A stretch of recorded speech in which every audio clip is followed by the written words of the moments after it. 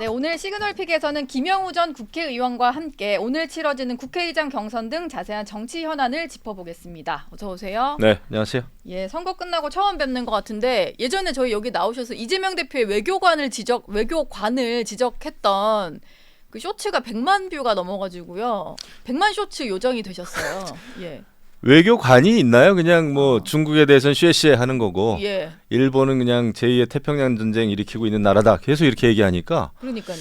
그러니까 이재명 대표나 또 최근에 이제 조국 당선인이네요. 대표. 거기도 대표니까요. 대표는 대표군요. 예.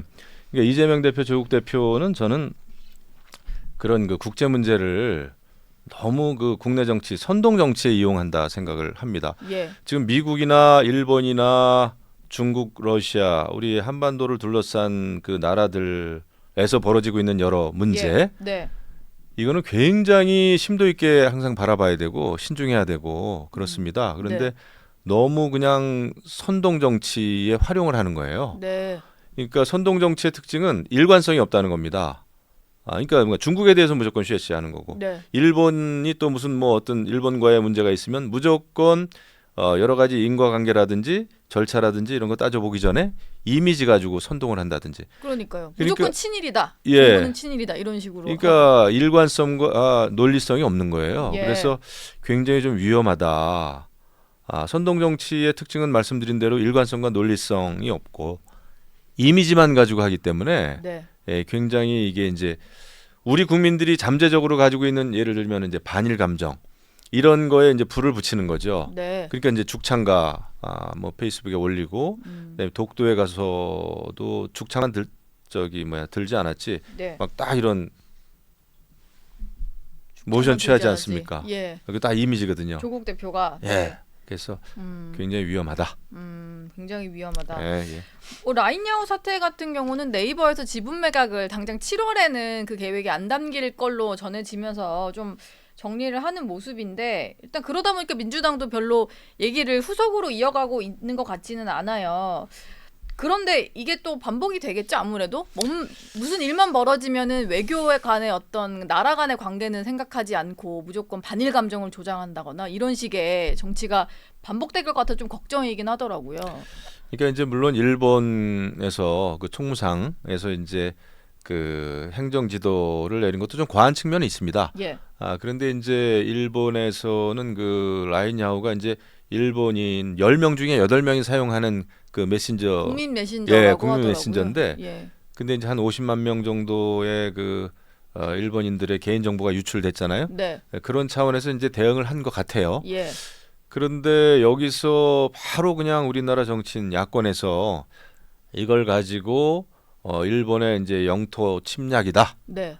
이런 얘기를 하면서 이토 히로부미를 또 꺼내 들면서 예. 총무상이 뭐 예. 왜 증손자다 뭐 이러면서 왜 고손인가 뭐 왜 그래요. 고손인가? 예. 예. 그렇게 얘기하면은 이게 얘기가 안 되는 거죠. 네. 예, 이것이 가지고 온 그 원인과 결과, 그다음에 또 민간 기업에서 일어났던 문제인데 기본적으로는 예. 여기에 대해서 이제 이 문제를 어떻게 생각해야 되고 어떻게 대처해야 될 것인가를 먼저 좀 고민하고 네이버 쪽에 또 얘기도 좀 듣고 이래야 되는데 바로 정치인들이 나서서 이거는 그 영토 침략이다 예. 이런 식으로 대응하니까 네. 별 도움이 안 되는 거예요. 음. 그래서 이제 이분들은 저는 선동 정치의 그냥 화신이지, 그리고 모든 벌어지고 있는 일들을 대여투쟁, 대윤석열 정권 투쟁 네. 차원에서 그 일을 벌이기 시작하니까 어떤 뭐 얘기가 안 되는 거예요. 제가 볼 때는. 어제는 그 석가탄신일이었는데요. 윤석열 대통령이 조계사를 찾았다가 조국 대표와 마주쳤는데 이게 두 사람 간에 상당히 오랜만에 악수여서 좀 화제가 됐었어요. 2019년에 그 대통령 민정수석과 검찰총장 내정자로 만났을 때 그때 이후에 처음이라고 하더라고요. 뭔가 어떤 대화는 나누지 않았다고 하는데 묘한 표정도 좀 연출이 됐고 어떻게 보셨어요? 대화를 나누기에는 너무 시간이 좀 짧았고 네. 아주 기이하고 묘한 인연이죠. 솔직히 악연이죠. 제가 볼 때는 뭐 그 조국 민정수석을 사실 또 이제 검찰총장 시절에 예. 결국은 뭐 이제 수사한 거 아닙니까? 네. 그러니까 제가 볼 때는 추미애 법무부 장관, 조국 민정수석, 나중에 조국 민정수석은 또 법무부 장관이 됐지만 그 정권 교체에 그 기여한 분들이에요. 사실 네. 어떻게 보면 예. 그 덕에 이제 검찰총장이었던 윤석열 총장이 이제 대통령까지 되는. 예. 근데 지금 보면 또 조국 그 전 법무부 장관이 야당 그러니까 제3당의 어떤 당 대표가 돼가지고 다시 이제 22대 국회에 그렇죠. 등원을 하지 않습니까? 네. 굉장히 참 역사가 좀 역사의 그 아이러니를 좀 보는 것 같은데 네. 그 앞으로 이제 조국 당 대표는 아마 대여 투쟁에 있어서 이재명 민주당 대표와의 대여 투쟁 그 선명성 경쟁을 할 겁니다. 예. 그러다 보니까 조국 대표도 나도 대통령하고 회담하자 이런 제안을 계속 하는 거 나도 아니겠습니까? 만나달라? 그럼요. 예, 그렇죠. 만나달라 이러면서 네. 결국 이재명, 조국 그 두 정치인의 관계도 굉장히 선명성 경쟁을 하면서 뭔가 이제 국민들에게 그 각인시키려고 굉장히 노력을 하겠죠. 네.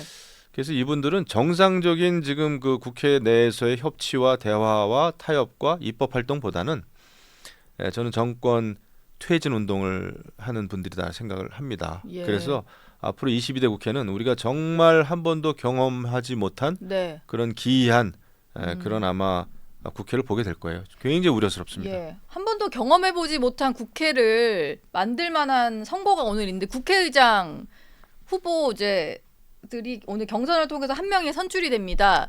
지금으로서는 뭐 어이슈라는 말이 나올 정도로 어차피 의장은 추미애다. 뭐 이런 정도로 추미애 당선인의 어떤 선출 가능성이 높아 보이는데요. 일단 마지막까지 서로 이런 얘기들을 하더라고요. 뭐 추미애 의원 같은 경우도 본인한테만 이재명 대표가 한 얘기가 있다. 그리고 뭐 우원식 의원 같은 경우도 이재명 대표가 나에게 뭐 형님이 적격이다 이런 얘기를 했다. 의장 선거하는데 이게 특정 당의 어떤 대표 의중이 나에게 있다 이런 경쟁을 하는 게 좀 맞는 일인가 싶기도 하고요. 그러니까 이제 명심 경쟁인데 예. 윤심 경쟁이 있었듯이 작년 전당대회 때 네.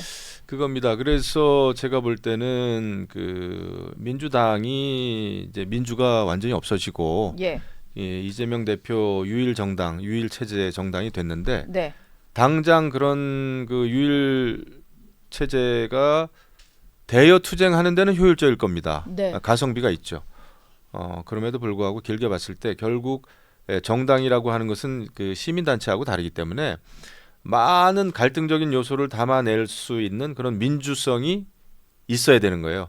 그래야 더 큰 그릇이 되는 거고 당내 다양한 목소리가 있어야 되고 거기에는 뭐 수박도 있어야 되고 막 이러는데 예. 지금 민주당은 그렇지 않다고 하는 측면에서 굉장히 좀 잘못 가고 있다. 길게 봤을 때는 예. 전체적인 국민들의 다양한 목소리를 담아내기에는 역부족인 거죠.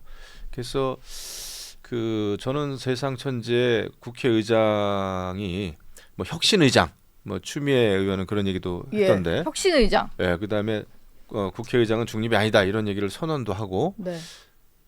이렇게 돼서는 안 되죠. 이거는 입법부 수장으로서는 저는 자격이 없다고 생각을 합니다. 최근에는 뭐 이재명 대표의 대권에 도움이 되는 뭐 그런 활동에 대한 언급도 하더라고요. 뭐 당장은 그런 얘기를 하면서 국회의장이 될지는 모르겠지만은 예. 추미애 의원은 뭐 어떻게 해요? 어디로 튈지 아무도 모르는 상황이기 때문에 네. 저는 뭐 굉장히 참 예측 불허의 그런 그 활동을 아마 하게 될 텐데 당장은 일단 이재명 대표 입장에서도 일단 세게 나가자. 국회의장도 센 사람이 좋겠다라는 판단이 쓴 것 같아요. 예. 무엇을 위해서냐? 결국은 그 윤석열 대통령, 윤석열 정권에 대한 투쟁을 하는 데 있어서는 굉장히 세게 나가는 사람이 좋겠죠. 필요하고. 예. 예. 그리고 또 이재명 당대표나 이제 조국 같은 또 대표는 아직도 사법 리스크가 있고 하기 때문에 결국은 정권 퇴진 운동으로 갈 거예요. 그것이 본인들이 아마 살 수 있는 가장 유일한 효율적인 합리적인 방법이다 생각을 할 겁니다. 예. 그 일을 해나가는 데 있어서 가장 적합한 인물이 누군가 국회의장으로서 추미애라는 생각을 하겠죠. 그런데 조금 그 최근에 이런 얘기들을 많이 하던데 추미애 당선인 같은 경우는 예전에 노무현 대통령 당시에 뭐 탄핵 거기에 좀 이제 주도를 했던 인물이기도 하고 그리고 박근혜 대통령이 탄핵되기 전에는 그때 야당 대표하면서 대통령과의 어떤 양자회담을 통해서 뭔가 풀어보려고 했던 사람이기도 하고 이제 당의 네. 활동과는 좀 반대로 혼자 독자 활동을 했던 그런 사람이기도 하고 그리고 드루킹 특검 같은 경우도 사실은 추미애 당선인이 좀 얘기를 해서 시작이 된 부분인데 시작이 됐죠. 하고 보니까 이제 김경수 맞습니다. 지사가 구속이 되고 이런 식으로 어찌 보면은 보수당에서 봤을 때는 엑스맨인가 할 정도로 보수당에 오히려 도움되는 행보를 했던 적도 있었거든요. 근데 이제 와서는 이게 엄청난 민주당 지지층의 지지를 받으니까 이게 네. 과거를 다 잊은 건가 싶기도 하고 이거 어떻게 봐야 될까 싶더라고요. 저도 추미애 당선인한테 제가 고마운 적이 좀 있어요. 제가 드루킹 진상조사 단장을 했었거든요. 예. 우리 당의 이제 김성태 원내대표 시절인데 그래가지고 제가 취재를 하면서 깜짝 놀랐습니다. 굉장히 우리한테 큰 도움이 됐고. 네. 근데 지금 보면은 아무튼 추미애 의장, 그러니까 제가 볼 때는 민주당한테 제일 중요한 직책 두 개가 국회의장하고 법사위원장입니다. 법사위원장. 예, 네. 대통령 이거 정권 퇴진이나 막 탄핵 이런 걸 하는 데 있어서 제일 중요한 그 자리거든요. 법안을 탄핵 갖고 있는 소추위원장이 관문들이네요. 예, 탄핵 소추위원장이 법사위원장이고 네. 그다음에 전체적인 그 입법부의 수장은 이제 국회의장이니까. 네.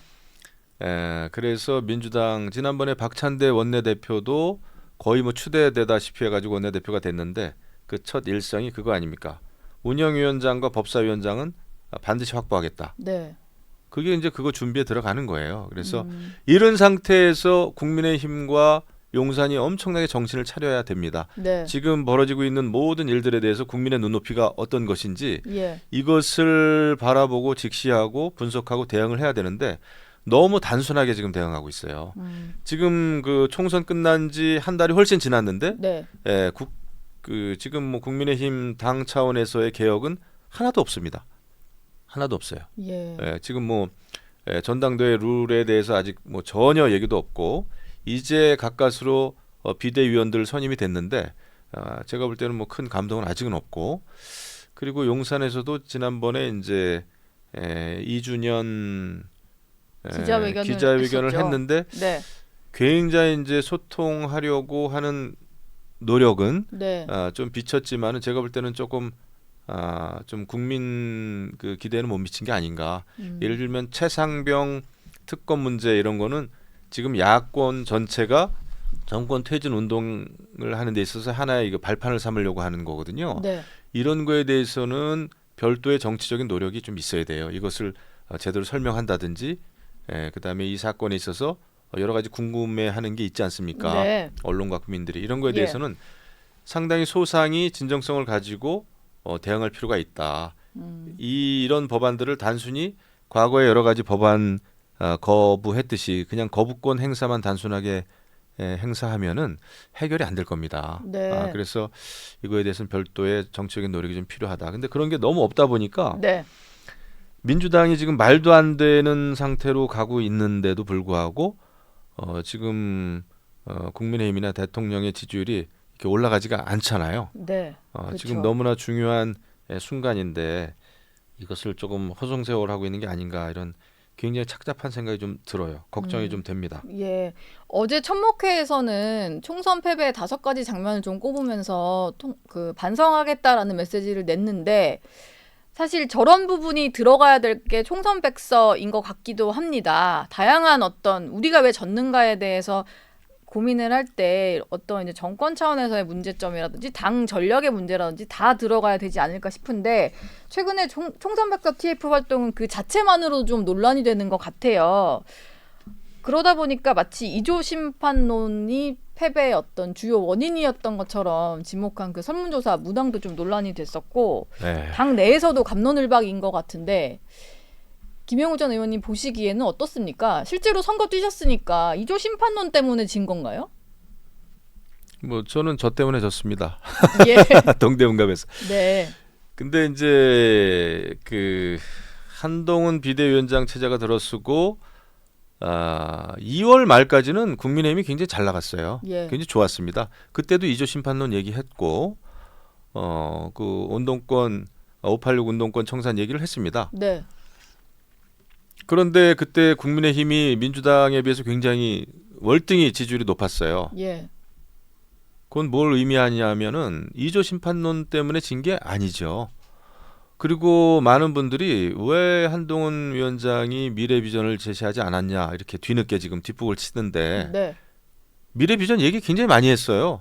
아, 동대문 실제로요? 갑에 오셔서 선거 현장에서 그럼요. 와서 네. 정치 개혁에 대해서 여러 가지 공약 발표했죠. 예. 그다음에 보육 그 무료 보육 5세 만 5세 그 무료 보육하겠다라는 얘기도 했고 부가세 문제, 금투세 문제 이런 여러 가지 민생과 현안과 관련된 그 비전 공약을 제시를 했습니다. 공천장 왼쪽에 있었던 7가지 그 정치 개혁 선언도 우리가 다 발표를 했고 네. 그것도 계속 선거운동 기간 내에 얘기를 했고 국회를 세종시로 옮기자는 얘기도 했고 예. 불체포 특권 포기 얘기도 했고 네. 국회의원 의원 수 50명 줄이자는 얘기도 했고 제가 볼 때 다 했어요. 근데 그런 것이 정권 심판이라고 하는 높은 파도에 가려가지고 유권자의 귀에 들리지 않은 겁니다. 들리지 않은 거예요. 메시지를 내지 않은 게 아니라 예. 받지 않은 것이다. 지금 다시 예. 돌아가서 그때 그 언론 기사 잘 한번 체크해 보세요. 다 한동훈 비대위원장이 얘기한 그 대국민 공약이 있었습니다. 근데 지고 나니까 지금 이제 한동훈 비대위원장을 공격들을 많이 하는데 네. 저는 그래서는 안 된다고 봅니다. 너무나 째째하고 비굴한 처사예요. 정말 정치학 개론의 한 챕터가 더 만들어져야 돼요. 예. 총선 선거 책임 활용론.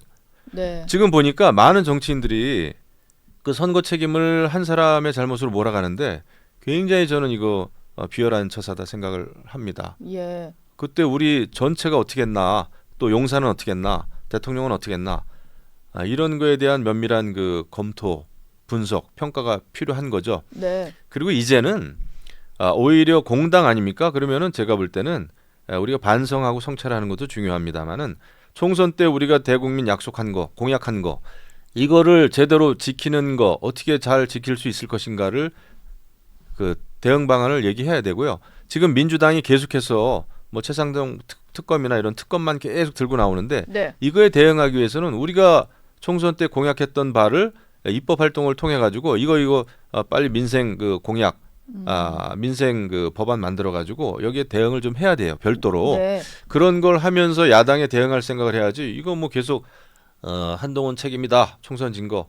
이런 얘기만 하면서 당이 또 뭐 하나도 지금 뭐 개혁할 생각은 안 하고 네. 전당 시기 문제만 가지고 계속 옥신각신하고 저는 이래 가지고는 오히려 그 살 길이 없다. 네. 이렇게 생각을 하죠. 어제는 조혜진 의원이 그제 올린 글이긴 한데요. 조혜진 의원이 공개적으로 한동훈 전 위원장이 전당대회 나와야 된다. 이제는 지난번에 구원 투수였던 거고 이제는 선발 투수로 좀 나와야 된다 이런 얘기를 했는데 복귀 결심이 좀 높아진다는 관측도 있는 것 같고요.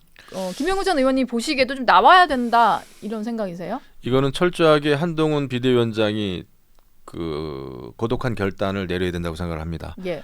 지금 뭐 여러 정치인들이 나와야 된다. 또 누구는 또 책임져야 된다. 아직 자숙해야 된다. 이런 말들은 할 수 있지만 네.